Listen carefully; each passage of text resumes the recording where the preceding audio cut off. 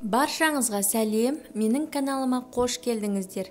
Каналға жазылып, лайк басып, пікір қалдыруды ұмытпаңыздар. Сіздерге молочная девочка тортының корждарын жасалуын көрсетемін. Видеоны соңына дейін қараңыздар. Алдымен керекті заттарымызды дайындап аламыз. Керекті заттардың ретін описанияда қалдырдым.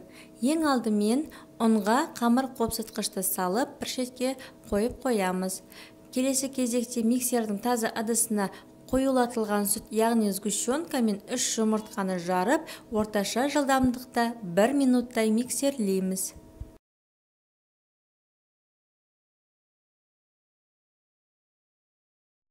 Келесі кезекте електің көзінен ұн мен қамыр қопсытқышымызды електен өткізе отырып барлығын дерлік қосамыз.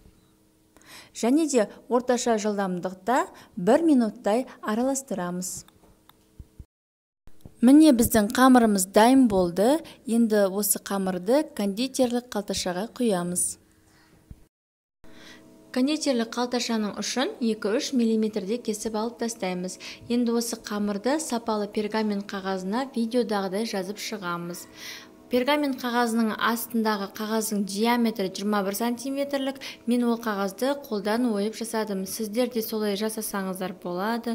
Немесе алынатын форманың астын солай трафарет ретінде пайдалансаңыздар болады. Менде 5 корж шықты. Егер диаметрін 16-18 сантиметрлік етіп жасайтын болсаңыздар, онда 6-7 корж шығады. Енді видеодағыдай әдіспен корждарды пергамент қағазынан осылай ажыратып, суытып, ары қарай тортты жинай берулеріңізге болады.